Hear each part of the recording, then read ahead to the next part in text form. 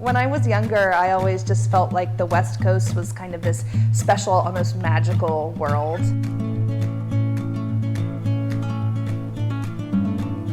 There's always been kind of this wild appeal, right? It's like that kind of pioneer appeal. And I wanted to move to Portland specifically because the food scene was so vibrant, really kind of coming up in the world. So it's kind of the ideal place to live as a chef. We are so tied in to the seasons here. Seasonal cooking, farm-to-table cooking, that's something that you don't even have to put on your menu here because that's what every single restaurant does. It's something that's so special, something you won't find in Chicago or New York City or anywhere like that. People are connected to what the farms are growing, connected to the farmers. I love being able to share my culture through food here at Yonder and May.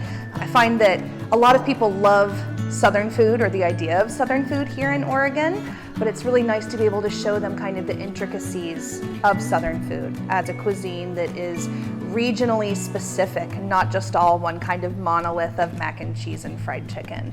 It's really nice to be able to teach people that Southern food is all about vegetables. It's all about what's growing in the garden or on the farm. It's very seasonal in nature. We seem to attract all of the Southern expats, basically, who have moved, to Oregon to experience the state. So it's really great having people come in and say, well, my grandma used to do this, and my auntie did this, and you should maybe try doing this different way. And it's honestly been really fun to incorporate a lot of those traditions and those recipes into what we do here. It's really great getting to be sort of an ambassador for Oregon and Portland and all of the amazing things we have to offer here.